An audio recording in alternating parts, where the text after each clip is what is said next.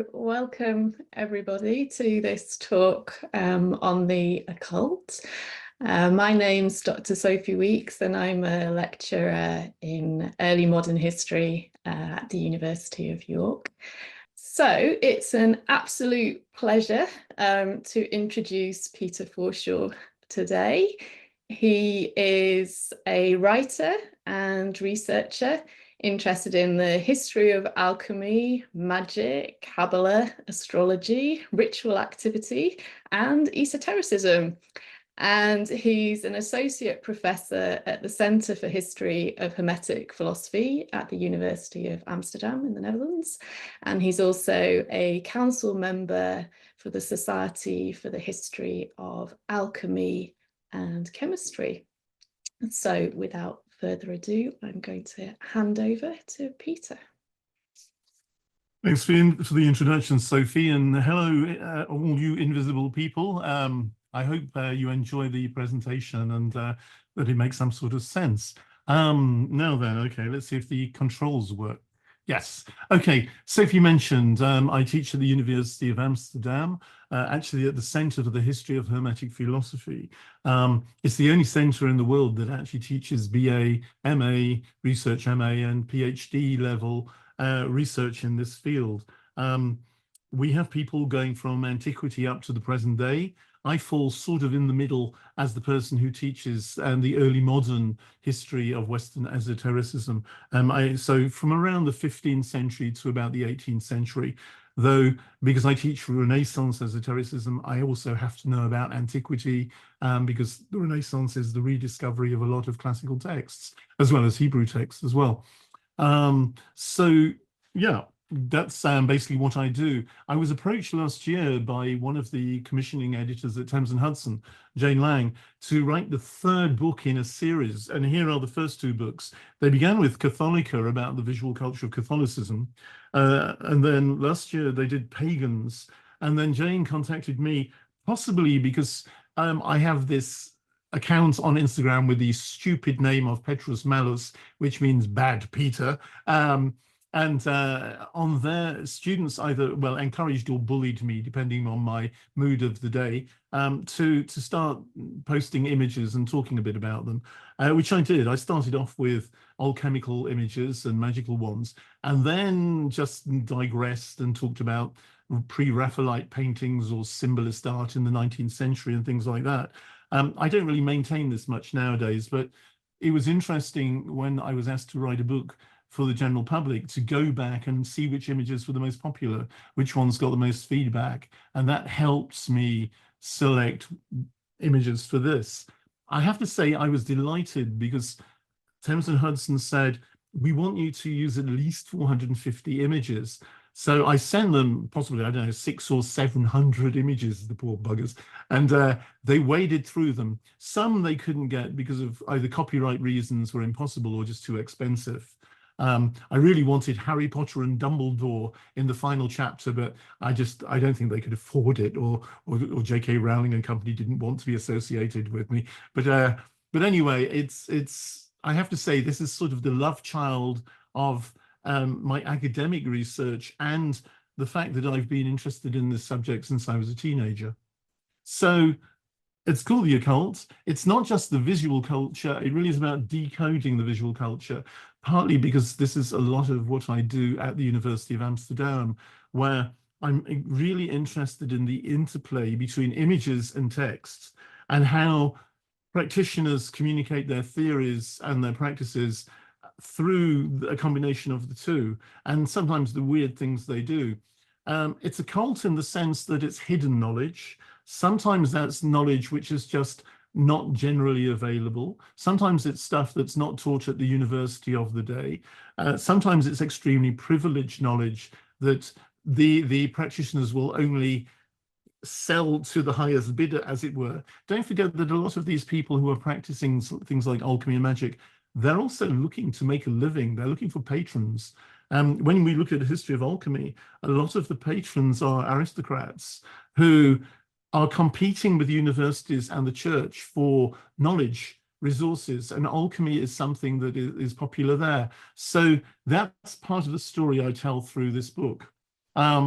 oops, I have to do a shout out to my long-suffering editors, Florence Allard, who is my image editor, and Rebecca Pearson, who's my text editor. I think you probably already guessed that I suffer from longness of wind, and their description at the bottom of the book, a clear, concise, and detailed historical exploration of the eclectic and arcane visual and material culture of the occult. The only reason it's concise is because of Flo and Becky. And the detailed is me, but I tend to nauseating detail. So you have them to thank if you actually get this book. There's even a glossary at the back after Becky repeatedly asking me to explain myself. So bear with me. Okay. I'm going to do the predictable. I'm going to take you through an overview of the book. I'm going to give you some sense of how it came to be, and also give you a few ideas, examples of how I work with images, particularly because, of course, Thames and Hudson is famous for its illustrated books. This is not an academic book. It's a sort of, I hope, a good level of introduction to a mystifying subject, but one I have to say I find absolutely fascinating. It begins with an introduction, and it begins with actually a very famous quote from the Emerald Tablet of Hermes Trismegistus. And Hermes is the legendary great-grandfather of every occult practitioner in some ways. I'm exaggerating. He's certainly the great-grandpappy of alchemists, a legendary Egyptian figure who writes this short text, the Emerald Tablet, which is only about 14 lines. But one famous line that has "as above, so below," which resonates even now in magical circles. It's originally more alchemical, but the "as above" is often seen as relating to the heavens above, and the "so below" is the earth below, with some practitioners saying it's astrological influences affecting what's happening below. Either what's happening to the human being like us, or what's happening to things in the alchemical vessel as well. On the left-hand side, you've got a nice 19th century representation of that, with the "as above, so below" as the quod superius and quod inferius. It's got the very famous image of the serpent swallowing its own tail around the circumference, which is one of the earliest alchemical images actually in existence in papyri. And then it's got a sort of more Kabbalistic take inside with this hexagram built of two triangles. Although in alchemy, alchemists who know their Kabbalah, for example, would know that the Hebrew word for heaven is shamaim, and that Kabbalists say that word is made of esh and maim, fire and water, which is basically two of the elements that alchemists are working with. The upward triangle is fire and the downward triangle is water. So what happens is that a lot of these images are read on different levels, and even different practitioners of the same discipline might interpret them slightly differently. But anyway, I'm trying to give a good introduction. Thames and Hudson asked me to not just write a main body of text, but also to focus on two different kinds of pages. The first of these is a profile page, when I take a theme from occult philosophy and I try and open it up a bit. So for example, this one from the introduction, I introduced the 4 elements, which are like building blocks for the occult worldview. On the left, we have this 15th century manuscript image in the Bibliothèque Nationale in Paris of a person embedded, as it were, or immersed in the 4 elements, earth, air, fire, and water. And then I give you various examples of different takes people have on this. So on the left, we've got something from Proclus, who's a very famous Neoplatonic philosopher. But on the right, for example, top right, we have the first alchemy book that has pictures, published in 1546. And there you've got a cross of matter with an angel representing fire, a wyvern, if you know your Dungeons and Dragons, a 2-legged dragon that represents water, and then Winnie the Pooh on the right for earth, and a bird that looks like maybe an ibis on the left. So it's looking at what kind of images people use to communicate these ideas. And I hunted around as much as I could for different variations of this to, I suppose, confuse and complicate the reader as much as possible. But anyway, these are profile pages. And then, because they really wanted decoding, because we talked about this a bit, that a lot of books, you can go to occult bookshops, I'm thinking of ones in London, you can find really attractive picture books, but often the images are illustrations with no real explanation. They're sort of parachuted in and you go, oh, well, that's pretty, that's nice, but what does it mean? So I select images that I particularly use teaching. This is from a 17th century English occult philosopher called Robert Flood, and he writes this influential book at the time called A History of Both Worlds, of the macrocosm, that's the greater world around us, and the microcosm, which is us, the little world. And this is quite a popular image of the head, and it just shows you that it relates to different worlds. It relates to the top of the picture is the intellectual world, which is where all of the ideas about things in creation are in God's mind. And then the sensible world, which is the world that we in theory live in, though you might already not be thinking me very sensible. And what goes in between that is the imaginable world. And Robert Flood is very interested in this idea of the power of the imagination and the memory as storehouses of images. And since I'm talking very much about images, I thought this would be an appropriate image to deconstruct in some ways. So you have pages like this. And then after the writing an introduction, which is basically an overview from antiquity to the present day, and discussing a little bit about what occult means as hidden, they want me to write 3 chapters. Each chapter has 3 sections. And the first one, they wanted, you know, sort of some of the preliminary materials. So foundations. A foundation immediately sounds perverse when it's astrology. So it's a heavenly foundation, as it were, inverted. But this is the as above, the idea of the power of the stars and the planets on nature, including on the human being. So I begin with that, and then I go to the so below bit, the earthly bit of alchemy, and all the various ideas of what it can mean. And then since I've done those, I thought I'd introduce Kabbalah as well, because Kabbalah, which means reception in Hebrew, is often about the use of language and the power of language, and the way you can look at a text, you know, like the Old Testament, and you can deconstruct it in ways that the standard Christian reader wouldn't do. Every Hebrew letter has a number value, so you can calculate the values of words. You can even deconstruct letters into parts of letters, and by that discover new meanings in familiar texts. So astrology, alchemy, and Kabbalah I take as the foundations.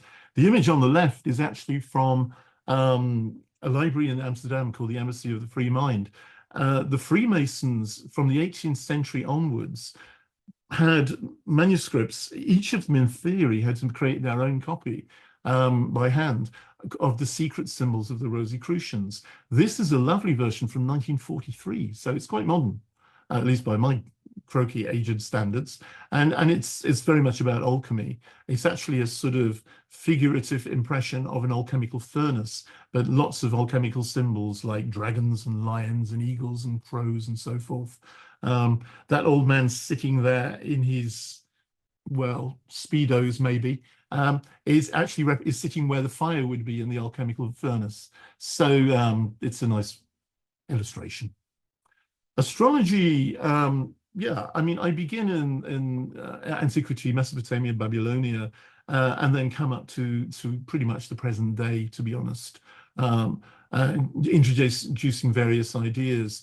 The image on the left, strictly speaking, is actually a Kabbalistic image. It's from a manuscript, one of the earliest Christian Kabbalist manuscripts. But if you look at it, it's got the triangle at the top of the supreme heaven, the heaven of God. That's the divine name in that triangle with those Hebrew letters, and various choirs of angels.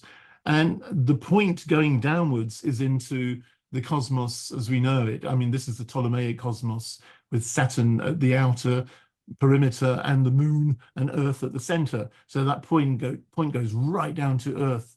And you see the stars, the constellations of the zodiac. You see the name Metatron, which is one of the most powerful angels. And it's quite a nice example of how hybrid some of these occult philosophers are, that they're not just purely doing astrology or purely doing Kabbalah, they're often combining things together, and this is a nice example of that in an extremely beautiful image, I have to say. A profile page for astrology. Obviously, I'm going to introduce the planets. And these are the 7 planets of the cosmos of Ptolemy, an antique 2nd century astrologer and astronomer. And it's a beautiful 15th century manuscript. You've got the sun on the left. You can see that it's the sun there well, there's a sun there. And you can see it rules the sign of Leo because there's a lion. And then you've got people, the children of the planets, people doing leonine things like stabbing each other with swords and balancing on their heads by the look of it.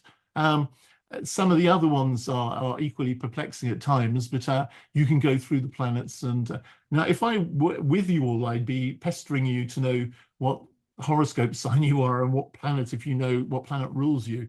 But anyway, this is something that is actually fairly common knowledge amongst the people that I study, and also with my students, to be honest, most of them do know.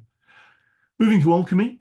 This is an image of an English alchemist. There he is, sitting at his table while his minions tend the furnace and look after the equipment.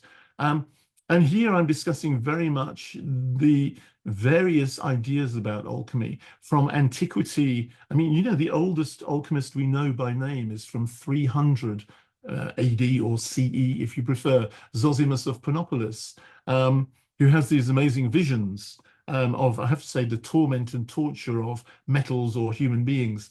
It's a bit pathological.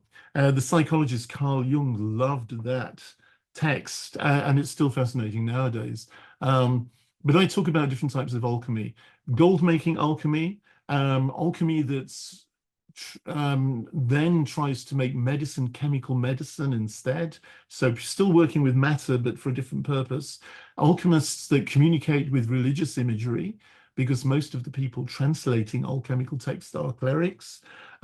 People trying to decode mythology as though it's alchemy, and various other things as well. So you get quite a complex set of images and also of discussions of what alchemy could be.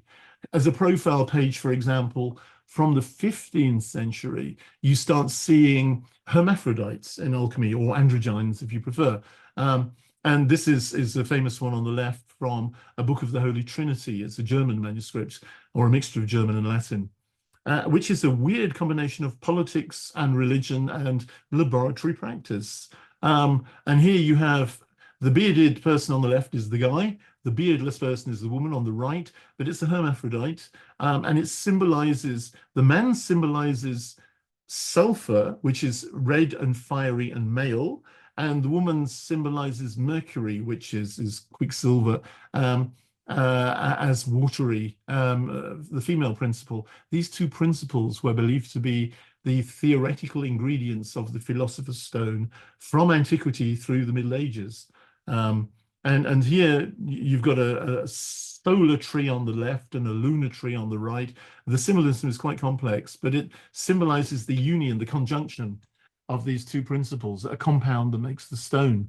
And then I give you different versions. Top left, you get a version from around the same time, the early 15th century, from the Aurora Consurgens. But if you look, it's a sort of tripod figure with an eagle there as well. And then you get other versions of it from different publications and manuscripts. Absolutely fascinating figure, which has different connotations nowadays. You get people interpreting on lots of levels, not just history of science, not just history of esotericism or psychology, but also from a gender studies or a queer perspective as well. So it's quite interesting how the subject continues to have a life, even if it's not necessarily a laboratory life. I can't show you the image on the left because of copyright. Yes, you can imagine what this image is. It's actually, do any of you know Leonora Carrington, who's a famous surrealist artist?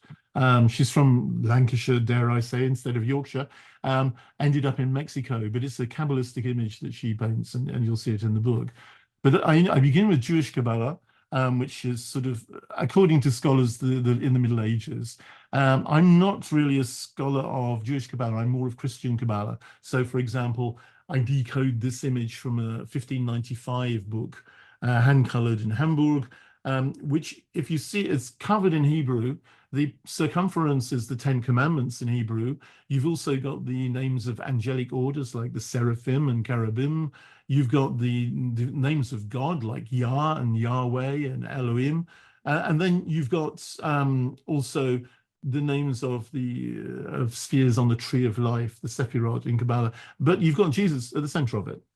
So it's distinctly a Christian Kabbalah instead of a Jewish Kabbalah, but nevertheless is based very much on Jewish foundations. So again, I unpack that, decode it to a certain extent. How are we doing for time? I'm blathering, aren't I? Should I slow down, or is the speed okay, Sophie? You're absolutely fine, Peter. Good, thanks. Okay, chapter 2 is occult philosophy. Now, the book's about the occult, so I wanted to use this title, and it's a very significant one because one of the most famous authors in the history of magic is Heinrich Cornelius Agrippa of Nettesheim, a German who's writing in the 16th century. He publishes in 1533 3 books of occult philosophy. And basically, they're these 3 subjects. They're 3 different types of magic. He begins with the safest, the most acceptable. Even the church doesn't necessarily complain about it. It's natural magic. It's about the properties of animals, vegetables, and minerals. Some of these were known already in medicine and things like that, but others are, again, more occult. For example, magnets. Magnets, the power of magnets to attract iron could not be explained by the university philosophy of the time, which is Aristotelian, because Aristotle didn't believe in action at a distance, but somehow that's what happened. The magnet doesn't have to touch something to make it move. So that's part of natural magic. He discusses that in the first book. The second book becomes a bit more dodgy. He talks about astral magic and how that relates to astrology, but astrology is more about how do the stars influence us? You know, can we predict our futures? Well, the church doesn't like that. Can we choose the best day to go on a journey? Oh, that's okay. But astral magic is often about how can we use the powers of the heavens? How can we harness them and use them for our benefit, either as forms of protection or as forms of, love magic, or of ways of acquiring knowledge and so forth. And one way is by making talismans, ideally out of metals, though I have to say I could not afford to make a gold talisman, not on my university salary. But it's how each substance relates to a different planet, and how you can, that's like gold, for example, channels the powers of the sun. If you want to make a charm which is to do with Venus and love, you'd use copper, possibly, which is a lot cheaper, I have to say. And I discussed that. Unfortunately, quite a few of these astral and ritual magic images I can't use because of copyright. But anyway, they are in the book. Ritual magic is the most dubious form. The church does not particularly like it. I have to say, on one level, possibly because it's competing with Christian ritual. But also on a more blasphemous level, they believed it was taking the name of God in vain. But there are different types of ritual magic. There's a sort of white magic, which is communicating with angels, often called theurgy. But then there's the far more disreputable necromancy, which starts off in meaning as divination through the spirits of the dead, but certainly gets more demonic overtones or undertones. And communicating with evil spirits. I mean, on the right, actually, this is this operator here. You can have a pretty good guess about what kind of magic he's got. His pajamas are covered in skulls and crossbones. So he either thinks he's a pirate or he's a necromancer, Natural magic, I can't show you this image. Thank you, British Library. But I introduce plants and stones and things like that and suggest what they mean. I also have this rather tongue-in-cheek thing. This is a book by Giovanni Battista della Porta, who's an aristocrat in Naples, is invited by the Holy Roman Emperor, one of the most powerful people in the world, to go to Prague and be his magician, his natural magician. But perhaps wisely, della Porta says, nope, I'm fine in Naples. But he publishes a lot of books, including this one on physiognomy, which is basically you can read someone's personality through how they look. Now then, if you or your beloved looks like a crow, they could be clever but impudent. If they look like an eagle, they can be far-sighted and regal. And if they look like an ox, well, you wake them up at the end of this talk. You know, it's not very, it's quite funny. I probably am more asinine than most of you, especially with my awful jokes. So I probably fit that character. A bit too chubby for it, maybe. But this is one kind of magic. There's another kind of natural magic, reading the lines on your forehead, which probably won't work in the days of Botox, but it's called metaposcopy. And of course, I discuss it a little bit. So these are all types of natural magic. That's acceptable. Then we get to astral magic. I have to say, most of this book is very European.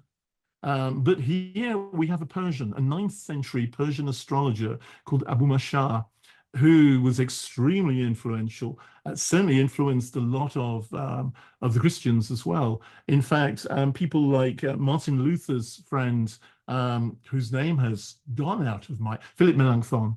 Philip Melanchthon was similar to Abu Mashar in believing that the stars really did influence civilization. In fact, Sophie, who studies Francis Bacon was into this guy as well, I think, because Abu Mashar said astrology isn't so much about influencing the individual, it influences nations, or it influences floods and, you know, hurricanes and droughts and famine and the plague. So it's more, it influences society as a whole rather than the individual human being. And Abu Mashar says the planets that move slowly, Jupiter and Saturn, when they come together, they can influence the rise or fall of monarchies or of religions.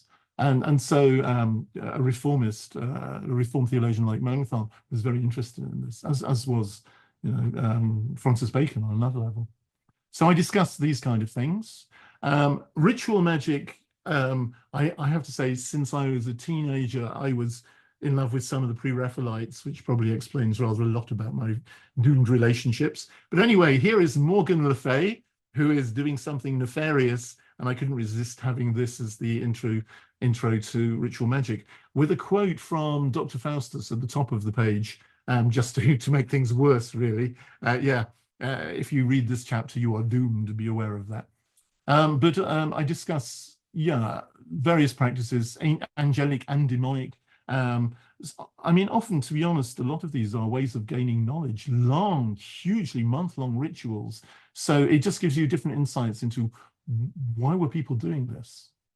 Okay.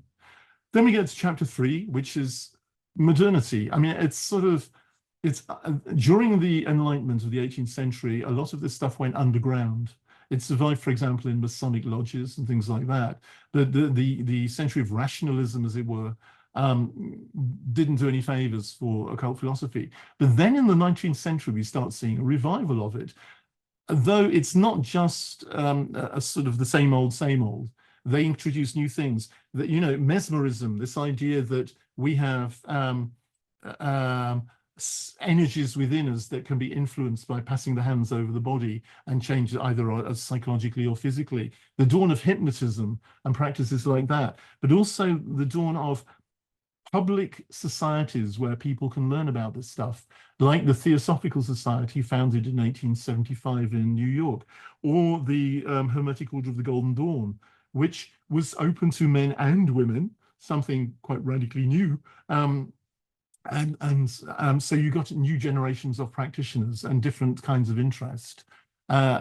This chapter is separated into occultism, which is early 19th century, which includes some of the things I've mentioned, like mesmerism. And then it moves into something which, to be honest, is one of my hobby horses, tarot, because tarot becomes popular in the 19th century particularly. And this idea of it for divination or for meditation. I'm sad to say, I'm a sad puppy, I have over 500 tarot decks, some of them early ones. And so we use this as an excuse to introduce some of these images. I'm jumping ahead of myself. One of the tarot decks I've got is influenced by this guy, Eliphas Levi. And some of you may know this very famous image of Baphomet. which nowadays has got a bad reputation, an undeserved bad reputation, really, because Eliphas Levi sees this as a creature of darkness and light, of balance in many ways. But again, what I've done is I've decoded it. I've also shown actually how part of it dates back to the 16th century, the guy I've written books about, Heinrich Kunrat. And so again, a bit of decoding going on. The tarot, I use quite a lot of my own images. I think Thames and Hudson were so relieved not to have to pay copyright. Sorry, Thames and Hudson, if you're listening. This is from a gorgeous, fairly rare deck, published, well, for an occult organization just before the Second World War. And this is the Wheel of Fortune, a very Egyptian style Wheel of Fortune. And it's one of the decks in my collection. I also include this, which is really one of the first occult decks, 1889, only 350 decks. I gave half my teeth, I think, for this deck. And it's designed by a Freemason, Oswald Wirth, for an occultist called Stanislas de Guette, who's quite a famous person in the French occult revival. And so, yeah, I introduced this. I, of course, introduced the famous Rider-Waite deck, which everyone and their grandmother knows as well, and various other decks as well. And then we get to New Age and occulture. Anyone reading this will immediately know how old I am, because most of the examples of popular culture are, I'm ashamed to say, are 1970s and 80s in many ways.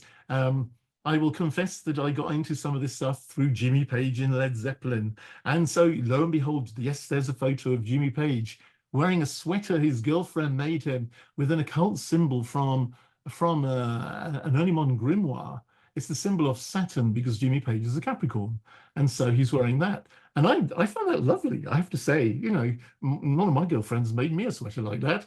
So I talk about the New Age, which is very much 1970s, 60s, 70s onwards. And then this term occulture, which is, it expresses really the mixing of occult and popular culture. So the presence of the occult, maybe not in secret societies, but in movies, in video games, in songs, in works of art, for example. This is from, this painting on the left is by someone called Jean Del, actually it's not a painting, it's a drawing, Jean Delville, who is influenced by the Theosophical Society and other blends of esotericism. I like to believe this is from Pink Floyd's Dark Side of the Moon, the triangle, but that's just me being stupid. So I can't, because of copyright reasons, because half the people are still alive, you show you any of those images, but they are in the book. They're not just blank pages. So how am I doing for time? I've got a bit of time. A good 6 minutes. Sorry? You've got a good 6 minutes left. Thanks, Sophie. Yeah. So what I thought I'd do is let's just have a look at these images on the front and back cover, just to give you some example. I'm sorry, they are a bit grainy, but anyway, the first one with the lovely, I have to say, the advertising department were delighted with this image. I got really overexcited with emails from Thames and Hudson. I think they like the combination of occult and gore with the chopped off hand. It's from, you can see they've actually cleaned it up a bit. It's not quite as gory as the 18th century German manuscript. But this is, if you're interested, you can find the whole manuscript online, or you can go to Manchester and you can fondle the book in the John Rylands Library. And it's basically, it's the true, very occult natural alchemy of Hermes. And it has about, I think, 37 images. It's got Hermes at the top as the great ancestor of alchemy. It's got Morianus Romanus, who is in theory the first text translated from Arabic into Latin in the 12th century in 1144. So the first Christian alchemy, as it were, well, debatable, but the first one translated. And then Geber, who's on the right, who's the famous Arab philosopher, hugely influential on laboratory alchemy. There's other stuff there, but I won't go into it. So here you've got this hand. It's called the Hand of the Philosophers. It dates from around the 15th century. It's still here in an 18th century book, which is talking about the Philosopher's Stone. And just to show you how convoluted it gets, every digit has its separate symbol. All of these represent salts. In alchemy, I told you mercury and sulfur are the ingredients of the medieval philosopher's stone. Well, in the 16th century, a philosopher called Paracelsus, a physician and alchemist, said, no, actually, it's not about perfecting matter to make gold. It's about making chemical medicines to cure incurable diseases. And he's using poisonous substances, including minerals, to purify the body in very refined and very minute quantities. He's sometimes called the father of homeopathy.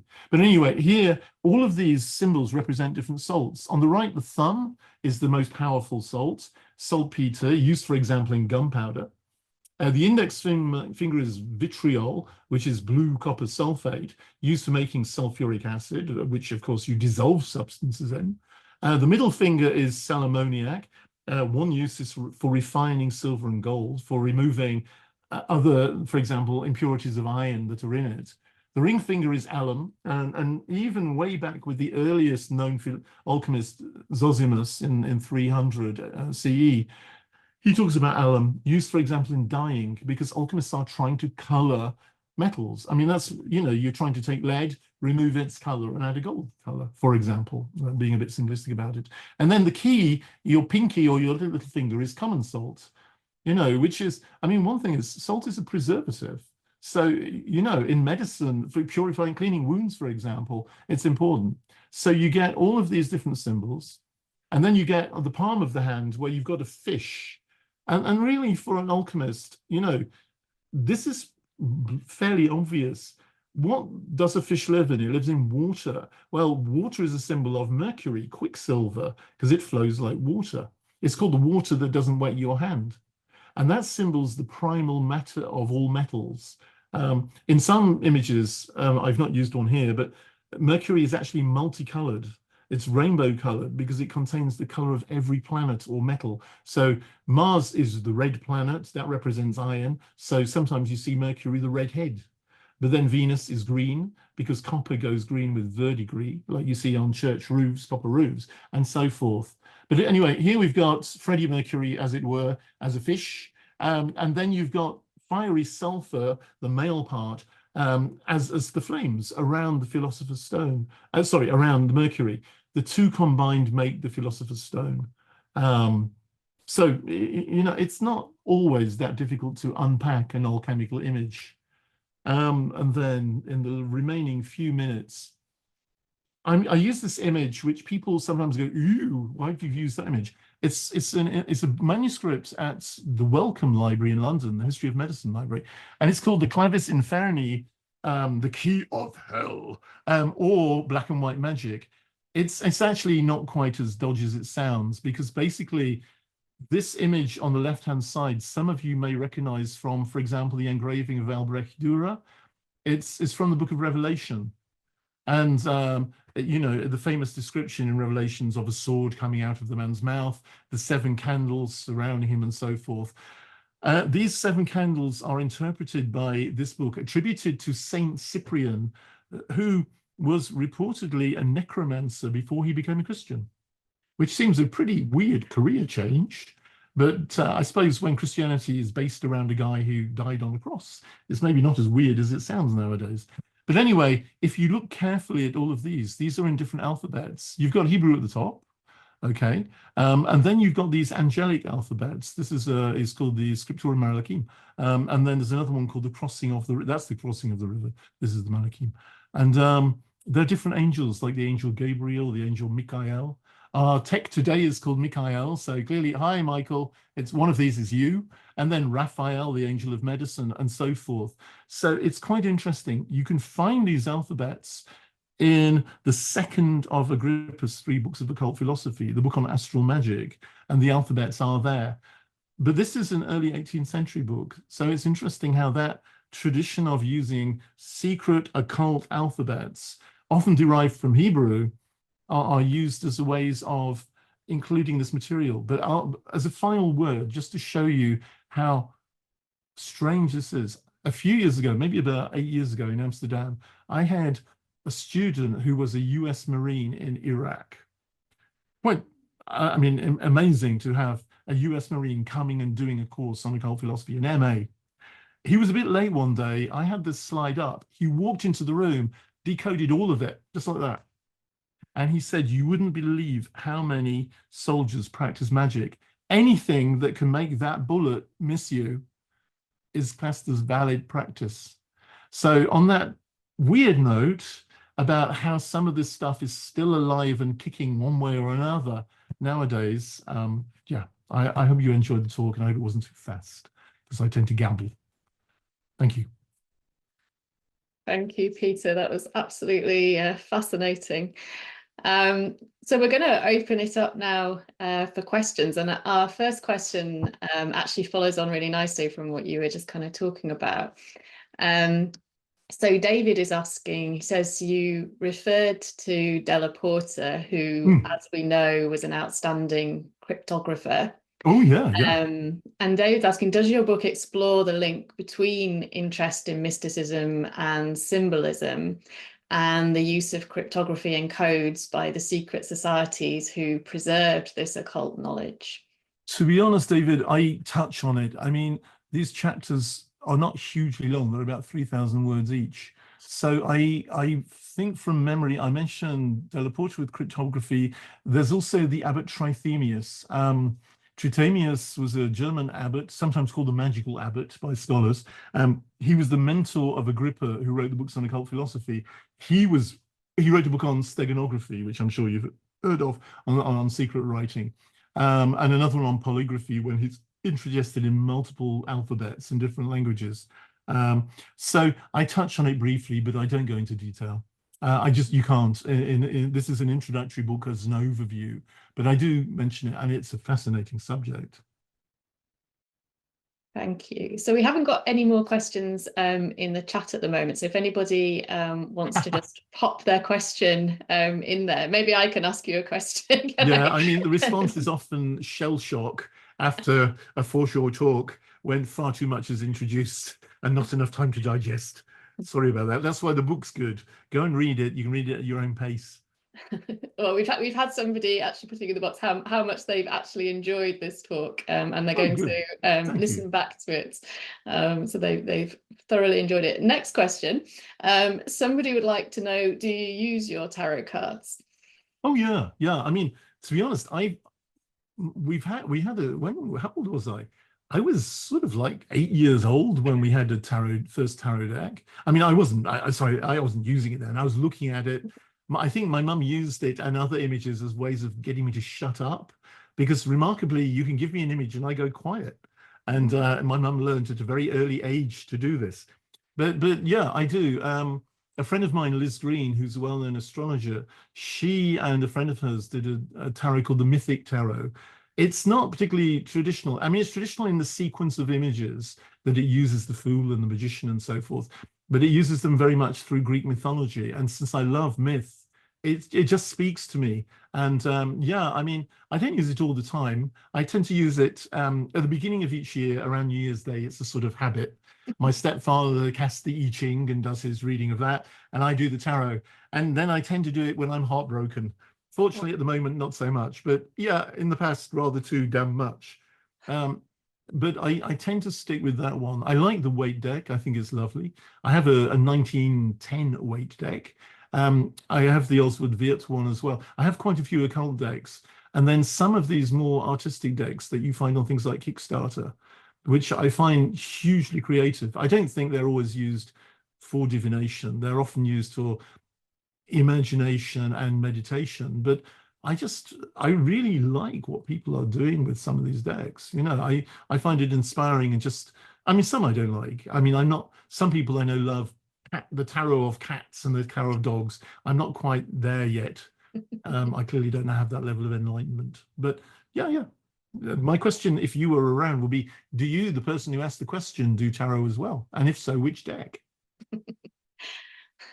So our next question then is from Vicky. Have seances been practiced for a long time in history?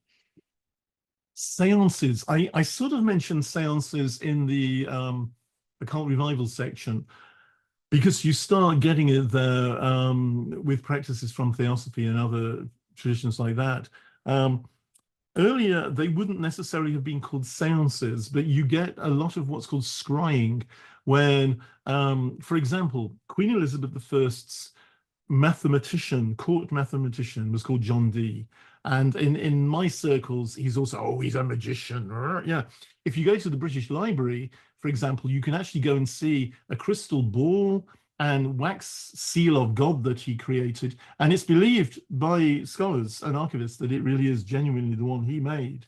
He gives descriptions of it, which you can go and read in a manuscript in the British Library. But he had a scryer who was someone who looked in the crystal ball and communicated, in theory, with angels. Or, you know, I'm not saying these always were high angels, they could be fallen angels or spirits. He communicates, for example, with a little girl called Madimi, and everyone goes, oh, that's cute, until you point out that Madim is actually the Hebrew word for Mars. So he's communicating with a particularly dangerous martial spirit, actually, if you do your research. But that existed, and again, you know, I mean, go right back to if you've read Homer's Odyssey, Odysseus is trying to get home, and he's not having much luck because he's angered the god of the sea, Poseidon, who's constantly sending him off course. So he's on the island of Circe, and asks for advice on how to get home. And she says, go to Hades and talk with, or at least talk with this seer, Tiresias, in Hades, the underworld. And so he sacrifices a ram and sleeps on its skin and blah, blah, blah, blah, blah, and communicates with the spirits of the dead by offering blood and wine.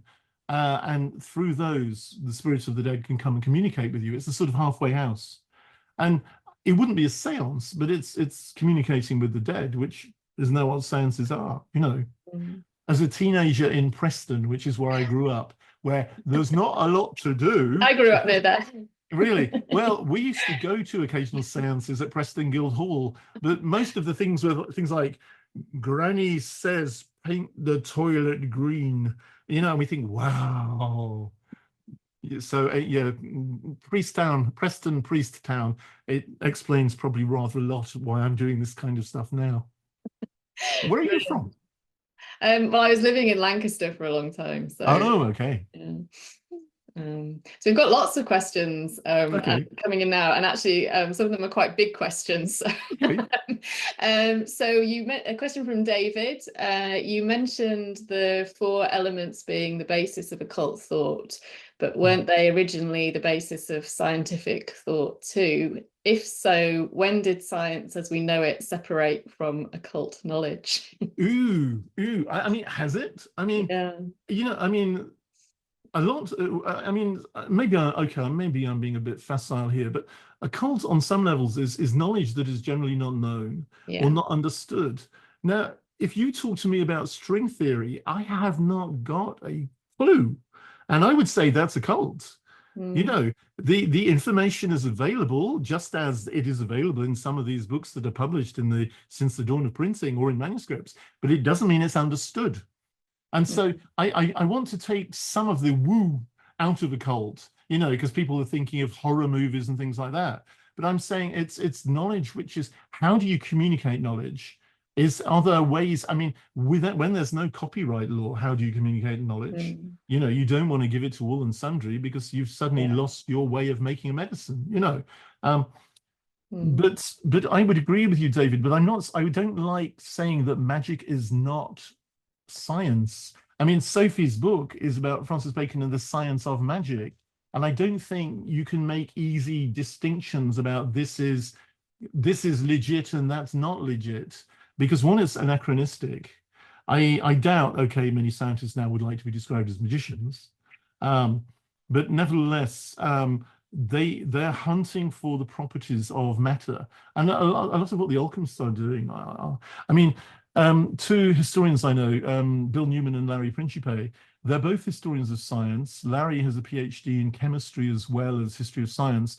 He tries to reproduce experiments from the past, and he's quite fastidious.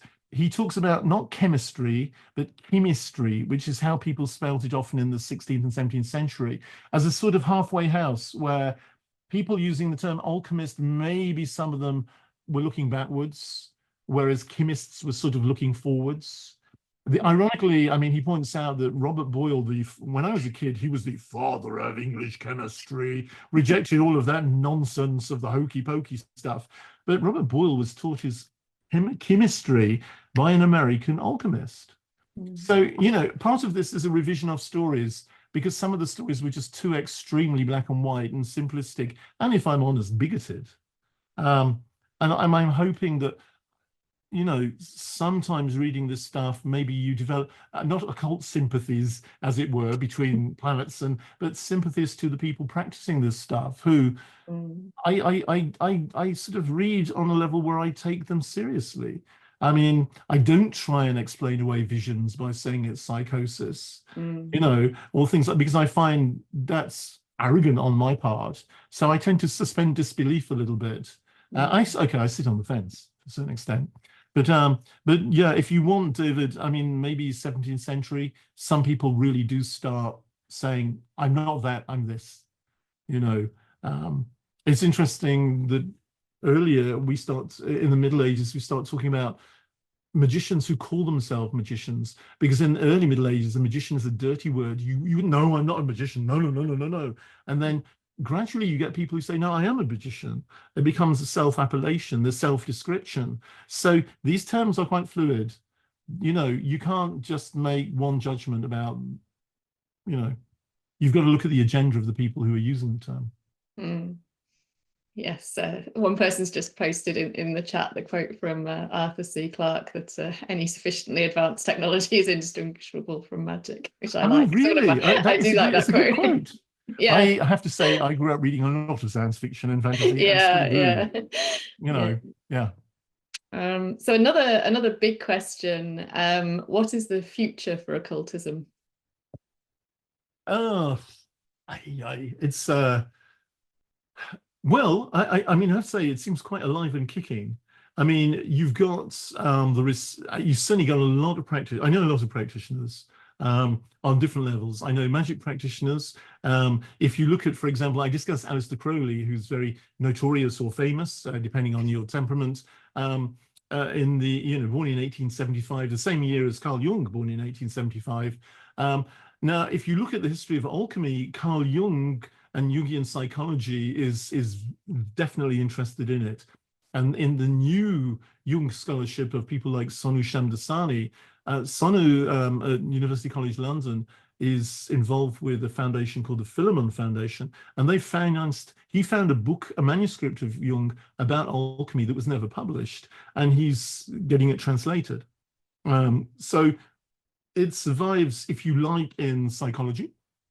I've just finished with a research MA student of mine who's a psychologist, who had a client who started doing laboratory practice because she's a herbalist and started having incredible dreams.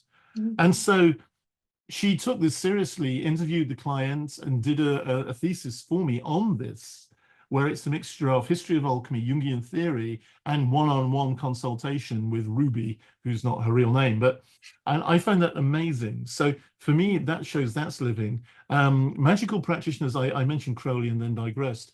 Well, the OTO, which is, you know, the Ordo Temporis Orientis Talis, that was established and developed by him. And that's still going. I mean, the Thoth Tarot, the Aleister Crowley Tarot, I hear there's a new book coming out, which I can't wait to get, called The Lady and the Beast, because the paintings were done by Lady Frida Harris. I really want to read that. It's coming out through Oxford University Press. So, okay, that's academic, but practitioners, I mean, you look at the number of tarot decks that are published, and it's almost overwhelming. I mean, there are thousands, and you know, you can get Chinese. I used to live in Japan. Japanese tarot, Chinese tarot, Korean tarot. This book is being translated into Spanish, French, and Korean to begin with. So clearly, even though it's a very Western, generally, what I'm discussing, I mentioned a few Chinese, not Korean, sadly, but a few Chinese examples of things. So, but clearly, it's expanding beyond its boundaries, as it were. You know. Yeah, we had a question that sort of touches a little bit on that, and they were saying, you said the book was largely focused on Western imagery. Is there a similarity between occult codes and imagery in other cultures? I mean, basically, I know, I mean, I feel guilty that it sounds very ethnocentric, but the reality is, I feel if, I mean, I would love to know more about Chinese alchemy, but I don't have Chinese. And at a university level, I mean, I have Latin, I read a lot of 15th and 16th century German, I read French and other languages too, but I don't have Chinese. And I use a couple of images on Chinese alchemy, but I am very well aware when I get outside my knowledge base that I'm just going to blather and sound really dumb and possibly insulting. There's a guy in Belgium who's a real specialist in Taoist Chinese alchemy, and really I'd love to sit down with him and talk with him about it. But it's sort of, I mean, it's not humility, but it's just common sense not to start, you know, why would anyone want to read a book about me? I'm writing about what I'm a specialist in, you know, and I've taught this for donkey's years now, and I still feel even on this that I'm scratching the surface, you know, and I love it when students come up with different interpretations in seminars, and then I say, okay, that's interesting, go and find some support for that, find a book or a manuscript that supports your argument, you know. And that's part of the fun of teaching. I mean, it's, you can steal your students' clever ideas. Exactly. Not really, sorry. Yep. So another question, how safe is the practice of magic, and what are your thoughts on its popularity in social media? I think that's a really good question. I mean, especially when you look at yeah, some of the sort of horror movies around. And I'm not, I mean, I'm jokey, but I'm not flippant. I remember, I mean, I mentioned this friend Liz Green, the astrologer. I remember talking with her about it and asking her advice, actually, because she's older and there's more experience, and she's a psychologist as well. And I said, I used to do PowerPoint presentations where I'd use quite a lot of stuff and I'd get students reading it off the slides. And she said, I wouldn't do, because there's one thing reading it. It's like in medieval monasteries, there's a difference between silent reading of the Bible and reading aloud. And really, it was often considered only when you read it aloud do you activate the Logos, that, you know, the Holy Spirit is there. And so I stopped doing that. And if we read something, we read it quietly in translation. So I'm cautious, you know, because whether these spirits are really spirits that are separate from you, or whether they're sub-personalities of your psyche, however you want to interpret it, you don't just, you know, like Madame Curie banging together bits of radioactive rock. You know, you shouldn't do that. And I do respect the fact that the people who create these images, I mean, I think there are a few who probably are a home industry. I can think of an alchemical text that's in the university library where you get the feeling the guy was making these pretty books to sell them to wealthy people with maybe more money than sense. I'm not saying about the Thames and Hudson book, which is true. You know, as soon as I said that, I thought, oops. But I do think, yeah, you have to approach these things with caution. Though a colleague of mine in Sweden, he did a really interesting experiment. He teaches the history of Freemasonry. He asked students if they would be interested in doing a ritual, a Freemasonic ritual. Now, that's not magic. But to a certain extent, it has magic in it.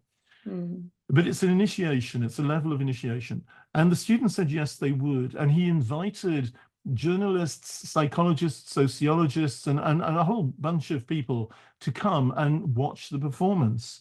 And afterwards, they interviewed the students. And students said it's quite amazing how the ritual took over. Suddenly, they were the vehicles for the ritual rather than the leaders of it. And I found that quite interesting. And it did make me look and think, you have to be careful. You know, you do. Yeah, you know, but at the same time, it fascinates me. Yeah, you know, I mean, I know I won't go on about personal experience, but it's, I do think that you have to be careful. And certainly there's no doubt I've encountered people who are bipolar and things like that, where you have to be really careful with this material because you just don't know what you're getting into or what they're getting into either. So yeah, I treat it with respect. Oh, that's really interesting. Thank you. So unfortunately, we haven't been able to answer all the questions, and we're now just out of time. We have had lots of people writing in to say how much they love the talk and how they're pre-ordering your book and can't wait thanks. to get hold of it. So thank you so much, Peter, for that. Yeah, pleasure. Just to remind you all that there will be a recording of this on the Festival's York Ideas YouTube channel. And you will be able to purchase Peter's book from Fox Lane Books. So thank you very much, everybody.